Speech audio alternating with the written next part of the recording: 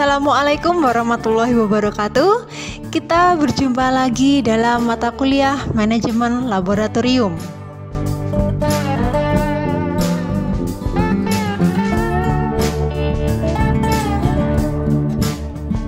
Materi kali ini adalah perawatan dan perbaikan alat IPA. Perawatan dan perbaikan alat lab ini merupakan bagian dari pengelolaan laboratorium yang dilakukan untuk menjaga agar alat-alat lab dapat dipergunakan sesuai dengan batas usia pemakaiannya. Kegiatannya seperti membersihkan alat, memeriksa hasil kerja, unjuk alat kerja, memperbaiki bagian yang rusak, atau mengganti bagian yang hilang, dan lain-lain.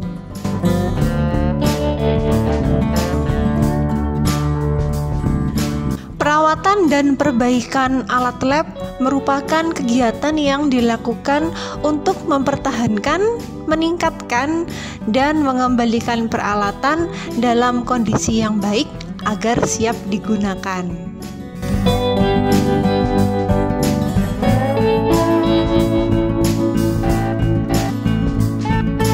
Perawatan di sini adalah usaha pencegahan agar alatnya tidak rusak atau tetap terjaga dalam kondisi baik dan siap digunakan. Sedangkan perbaikan di sini adalah mengatur atau memperbaiki kembali alat lab yang sudah rusak atau kurang berfungsi ataupun kurang layak sehingga siap digunakan untuk kegiatan praktikum. Jenis perawatannya digolongkan menjadi dua. Yang pertama ada berdasarkan perencanaannya, dan yang kedua berdasarkan jenis pekerjaannya.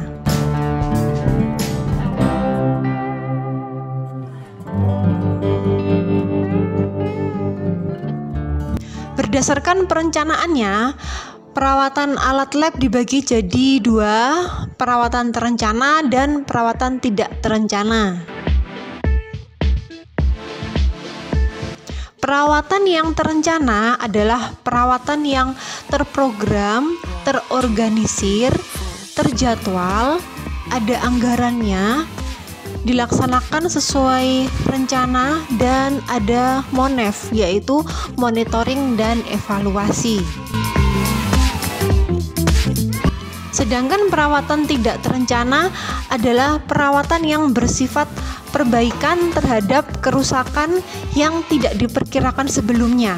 Jadi, perawatan tidak terencana ini dimaksudkan untuk mengembalikan alat lab pada kondisi yang standar sehingga dapat berfungsi normal.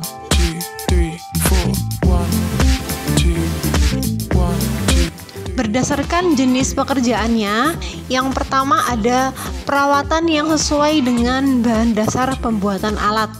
Kita harus tahu bahan dasar, misalnya gelas beker, tahan terhadap panas atau tidak. Misalnya lagi alat yang terbuat dari logam atau besi, itu segera dibersihkan atau dilakukan perawatan setelah dipakai agar tidak berkarat. Yang kedua, perawatan yang sesuai dengan berat. Alat yang berat itu menyimpannya di bagian paling bawah, kemudian yang lebih ringan diletakkan pada bagian atasnya. Yang ketiga, perawatan yang sesuai dengan kepekaan alat terhadap pengaruh lingkungan. Seperti alat-alat optik itu memiliki perbedaan kepekaan terhadap lingkungan daripada alat-alat elektronik. Yang keempat, perawatan alat terhadap pengaruh bahan kimia. Sebaiknya lab IPA dilengkapi dengan lemari asam, meskipun tidak wajib untuk IPA, tapi untuk kimia wajib ada lemari asamnya. Yang kelima, perawatan sesuai pengaruh alat terhadap yang lain. Misalnya peralatan logam itu harus terpisah dengan peralatan yang dari kaca, seperti optik, stopwatch, begitu. Kemudian ada alat-alat elektronik tertentu harus terpisah dengan sumber magnetik yang kuat. Yang ketiga, menyimpan magnet, jangan sampai kutub-kutub magnetiknya terbuka agar tidak rusak. Yang keenam ada perawatan sesuai dengan harga alat. peralatan yang harganya mahal sebaiknya disimpan terpisah seperti CRO, mikroskop, teropong bintang, dan kamera. Yang ketujuh, perawatan alat dalam bentuk set. Alat dan kit disusun kembali ke tempat semula sesuai dengan ruang dalam kit. Dan jangan menempatkan salah satu peralatan kit di luar kotaknya. Tujuan perawatan alat yang pertama, agar alat lab selalu prima, siap dipakai secara optimal. Yang kedua, memperpanjang umur pemakaian peralatan. Yang ketiga, menjamin kelancaran kegiatan pembelajaran. Yang keempat, menjamin keamanan dan kenyamanan bagi para pemakai. Yang kelima, mengetahui kerusakan secara dini atau gejala kerusakan. Yang keenam, menghindari terjadinya kerusakan secara mendadak. Dan yang ketujuh, menghindari terjadinya kerusakan yang lebih parah atau fatal. Pembahasan berikutnya, objek laboratorium apa yang perlu dirawat?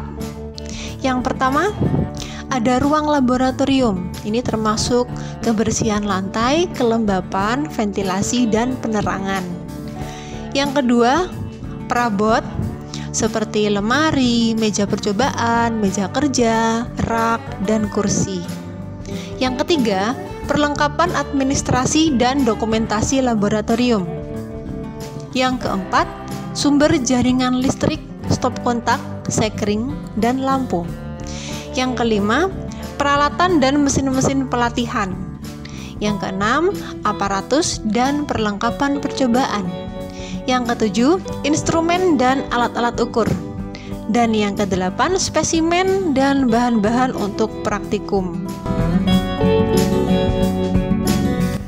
Adapun contoh perawatan dan perbaikan alat. Yang pertama, jika ada endapan kapur pada Erlenmeyer, tabung reaksi, dan bejana lain, dapat dihilangkan dengan cara mengisi larutan asam cuka ke dalam wadah tersebut, dikocok-kocok, jika perlu dipanaskan juga. Yang kedua, jika pita alkohol atau raksa ada yang terputus-putus di dalam termometer, maka memperbaikinya adalah dipanaskan secara perlahan pada minyak goreng sampai alkohol dalam kapiler itu mencapai batas atas pipa. Lalu dibiarkan dingin bersamaan dengan dinginnya minyak goreng. Nah, alkohol atau raksa tersebut nantinya akan turun sehingga bagian yang terputus-putus dapat tersambung lagi. Contoh yang ketiga, untuk menghilangkan jelaga dari gelas atau barang logam, dapat menggunakan larutan garam pekat. Caranya, dengan menggunakan lap atau kuas, disapukan di atas daerah yang berjelaga, dibiarkan kering, kemudian disikat sampai bersih. Yang keempat, mengosongkan pembakar spiritus sebelum dikembalikan ke kotak penyimpan. Dan contoh yang kelima, jika akan menyimpan magnet, dilakukan dengan cara meletakkan secara berpasangan agar gaya magnet tidak mudah berkurang. Sekian pertemuan kita kali ini. Sampai jumpa di pertemuan berikutnya. Terima kasih dan wassalamualaikum warahmatullahi wabarakatuh.